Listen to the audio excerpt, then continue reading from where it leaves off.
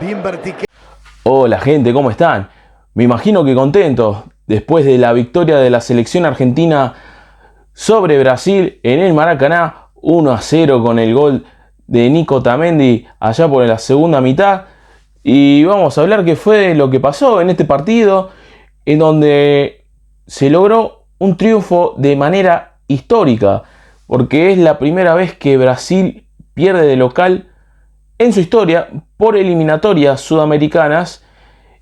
Y básicamente esta Brasil está hecha, ¿qué vamos a decir? Está hecha mierda, así de sencillo. Viene de perder con Colombia, había perdido el partido pasado, con interinato, jugadores lesionados, un Carlo Ancelotti que parece que no va a llegar nunca. Y acá tenemos prácticamente todo lo contrario, unos jugadores con un temple y con una entrega que al principio de lo que iba a ser el arranque del partido, luego de los himnos de cada nación, se veían incidentes en la tribuna donde se encontraban la parcialidad de los hinchas argentinos que habían venido desde distintas partes del punto del país para ver a su selección. Y también uno que otro argentino que esté viviendo en Brasil por otras cuestiones. Pero otra vez tuvimos que hacer presencia de la salvajada y la hija putés de la policía de Brasil, más que nada de la policía de Río de Janeiro, que no para de mandarse cualquier cagada que uno ya no sabe qué decir. Porque cada vez que, ya sea por Copa Libertadores, por Copa Sudamericana, cada equipo argentino e hinchas que van a Brasil se la terminan pasando para el ojete. Así de sencillo, porque ha ocurrido en varias instancias. Pasó con Argentino Junior cuando jugó con... No me acuerdo si había sido con Corinthians, ahora que entro a recordar, con Corinthians por la fase de grupo de la Libertadores. Newell con Corinthians por los octavos de final de Sudamericana. River en su momento cuando jugaba con el Fluminense en la fase de grupo. Lo mismo que Racing con Flamengo. Y te puedo dar millones de casos. El más reciente fue la final con Boca Juniors, en donde a la gente la cagaron a palo, tanto en la playa como en las inmediaciones cuando iban a ingresar al estadio. Hijo, déjame romper las pelotas. No se puede ser así. Y Alejandro Domínguez prácticamente se hace el boludo y después publica estados de Twitter hablando de no sé qué. Y después, si vos le decís algo o le haces algún ademán a ellos cuando son lo que se están mandando los mocos más grandes, no, después te acusan de racista, te acusan de xenófobo, de cualquier cosa que vos quieras. Pero después cuando son ellos los que te insultan, te provocan, la policía que poco más se ríe cada vez que empiezan a repartir macanazos. Y después tenés uno que otros brasileros que estaban ahí cercanos donde estaba ocurriendo todo el quilombo, sacándose selfie de cómo lo cagan a palo a los hinchas argentinos. Déjame romper los huevos, basta, viejo. Pero eso no quedó opacado por lo que fue la actuación de los jugadores tanto adentro y fuera de la cancha, porque fueron hacia la tribuna donde estaban la gente, los fue a defender, fue a parar, fue a calmar la cosa. El Diego Martínez poco más se trepa para meterse en la tribuna a poco más agarrarse a trompada con la policía de Brasil. Le terminó robando la macana, sacándosela. Estos jugadores prácticamente nos representan. Míralo a Messi, que fue el primero, y diciendo no, así no se puede, vamos todos para el vestuario. Y después, cuando se tranquilizó la cosa, por así decirlo, ahí sí arrancó el juego. Y ahora vamos con lo que fue el análisis del partido, porque hubo un encuentro de 90 minutos en donde la primera mitad se sumergió en una fricción por lo que había pasado en la previa con los incidentes en la tribuna, y vimos un partido friccionado, trabado. No sé cómo De Paul no terminó con muleta, con yeso, con un parche en el ojo, porque lo cagaron a trompada, lo cagaron a patada a De Paul. Cada vez que tenía la pelota y quería jugar con un compañero, lo terminaba tirando en el suelo. Cada uno de lo que le iba a marcar al propio Rodrigo hacían lo que querían, le pegaban. El árbitro repartía amarilla, pero ahí nomás. Había jugada al principio del encuentro que prácticamente era una roja y mandarlo al vestuario. Y después, ¿qué más decir después de lo que fue de esos primeros minutos de juego brusco?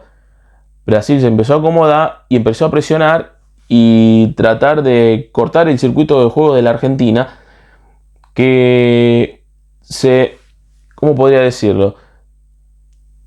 Descansaban en los pies de primero Lionel Messi, que se retrasaba porque veía que Brasil adelantaba muchas líneas y la pelota no le iba a llegar, así que tuvo que bajar y replegarse para hacer una opción de pase y tratar de buscar un compañero que buscara y atacara el espacio libre que dejaban el conjunto de Brasil. Y ahí veíamos cómo Giovanni Lo Celso empezó a hacer una opción de juego más que nada para ocupar bien esos espacios y buscar en combinación, ya sea con Alexis McAllister o con el propio Rodrigo De Paul, que cuando la Argentina tenía las chances para atacar, lo hacía con los dos laterales que se mandaban al ataque, que en este caso eran el Hugo Acuña y Nahuel Molina. Y eso que generaba, dejaba espacios en los laterales, y vimos lo que había pasado en el encuentro anterior con Uruguay, que se replegaban bien los uruguayos y después atacaban los huecos y los espacios que dejaban los laterales cuando se mandaban al ataque. Y en esta ocasión Brasil no lo supo aprovechar, porque Rodrigo De Paul empezó a replegarse bien atrás, jugando entre medio de los centrales cuando subían los laterales, cosa que permitía que Cuti Romero y Otamendi se replegaron un poco más hacia los costados del campo de juego y achicar el espacio y las opciones que tenían los jugadores de Brasil, ya sea Gabriel Jesús o Rodrigo, para lograr alguna proyección al ataque. Y encima que ambos son unos bocones, porque encima durante el incidente no hicieron nada, empezaron a provocar y después dentro de la cancha demostraron que no hicieron un carajo. Porque en sí Gabriel Jesús a nivel selección es uno de los jugadores que tiene poco gol. Después Rodrigo no hizo nada en materia de ataque. Sí, el resto que empezó a jugar y empezó a querer jugar con pase entre líneas, cosa que la Argentina replegó bien, chicó bien los espacios, pero había momentos en que cada una de las jugadas que terminaban con una Argentina bien concentrado sus jugadores en el medio, pero dejaban mucho hueco en los costados, que Brasil trató de aprovechar, pero que siempre le apedaba las ocasiones, ya sea cuando remataban de afuera del área, algunas va Otamendi, cuando prácticamente ya quedaba vencido el Dibu Martínez, y después otra el Dibu con buenas intervenciones, salvando lo que era el arco argentino. Y así era una primera mitad donde jugó mucho Brasil en campo argentino. Después en el segundo tiempo se vio otra cosa. Era más ida y vuelta, con la Argentina jugando bien en campo contrario, y un Brasil que ya no podía hacer el desgaste físico que había hecho en la primera mitad, tratando de hacer como una especie de calco de lo que había hecho Uruguay en la anterior jornada. Pero esa resistencia física que tiene el jugador uruguayo, y más que nada esta selección de Bielsa, no tenía esta selección, porque prácticamente entre jugadores que no tenía, ya sea Neymar, Vinicius Junior. Y vos veías que la Argentina empezaba a jugar mejor con la pelota porque tenía más espacios, a base de que, como vuelvo a repetir, los jugadores de Brasil no podían hacer ese juego de presión que hicieron en la primera mitad, le daba más chance a la Argentina. Más aún cuando empezó a hacer los cambios.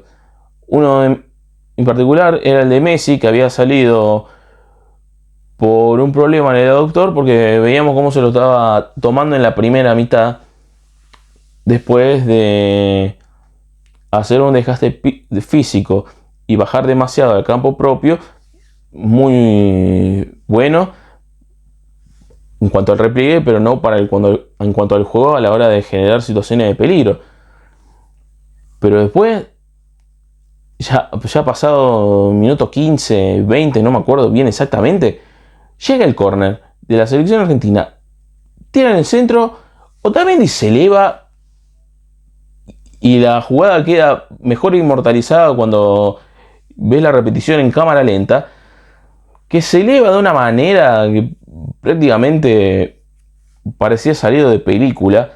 Le ganan los dos centrales brasileros, mete un testazo, lo deja a Alisson volando para la foto, poniendo el 1-0, toda la gente gritando, todo el Maracaná y el resto del Maracaná con los hinchas brasileños todo callado.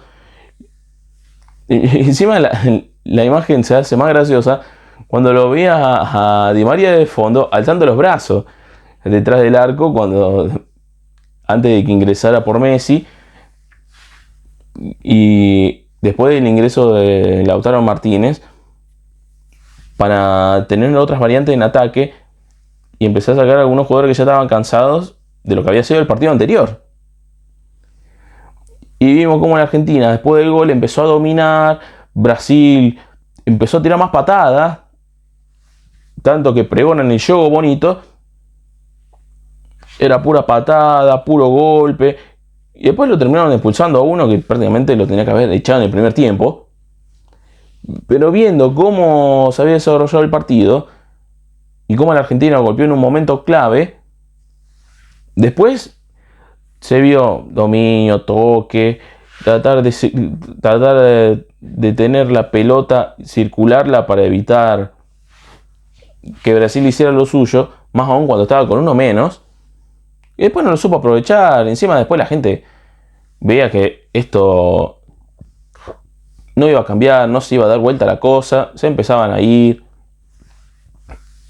En un contexto donde el fútbol brasilero, a cuanto a nivel selecciones, no en cuanto a nivel clubes, porque hemos visto como todas las Copas Libertadores la terminan ganando los equipos más poderosos de Brasil por la cantidad de plata que ponen, pero en cuanto a nivel selección está pasando un momento bastante complicado, a base de que, primero, todavía después de lo que fue el Mundial de Qatar, no designaron entrenador. Jugador que se te lesiona, un Neymar que uno puede ver tranquilamente que no se sabe si llega a la Copa América o si va a estar en la Copa América, porque tuvo una lesión muy jodida. Y después los retos de los jugadores, Vinicius Junior, Richarlison, no estaban. Y después lo que tenían eran jugadores que en sus respectivos clubes son figuras, pero en esta selección parecen segunda o tercera línea. Y sí, todo lo que vos digas, se le ganó bien, sigue siendo Brasil, se le quitó el invicto y ahora lo pasaste en el historial, porque estaban empatados y ahora está 40-39. Y eso le debe doler mal, le debe doler mal. Pero bueno, y después de lo que fue la conferencia de prensa de Scaloni, que fue lo más sorpresivo, porque parecía que iba a ser todo lo que hablar de lo que había pasado en el encuentro, las cosas previas, el desarrollo dentro del campo de juego, vimos que, para los que vieron la conferencia, prácticamente pidió una pausa. Porque prácticamente está viendo que la vara que está dejando estos jugadores es muy alta. ¿Y cómo no? Gano la Copa América, gano la finalísima, gano el Mundial.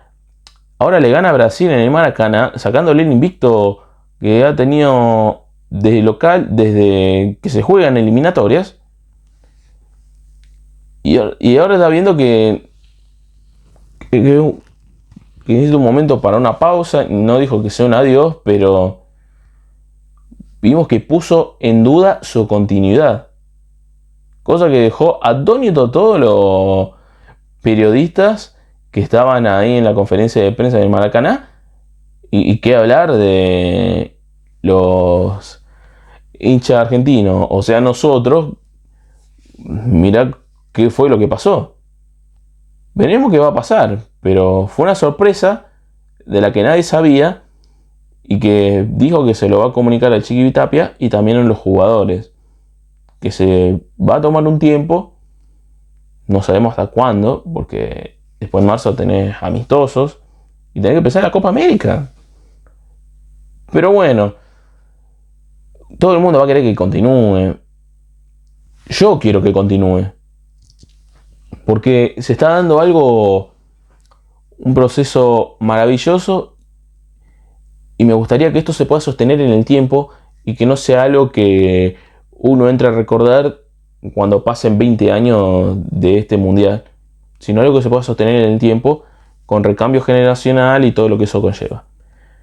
Pero bueno, se terminó la etapa de eliminatorias. La próxima va a ser en septiembre de 2024, así que vamos a tener un año largo en cuanto en materia de seleccionado argentino, a menos que haya otra novedad. Yo por mi parte me estoy despidiendo y nos estaremos encontrando el lunes cuando haga el análisis de Newell's y Defensa y Justicia en lo que va a ser el cierre del conjunto de la lepra y las novedades que eso también va a conllevar. Me retiro y nos vemos en el próximo encuentro.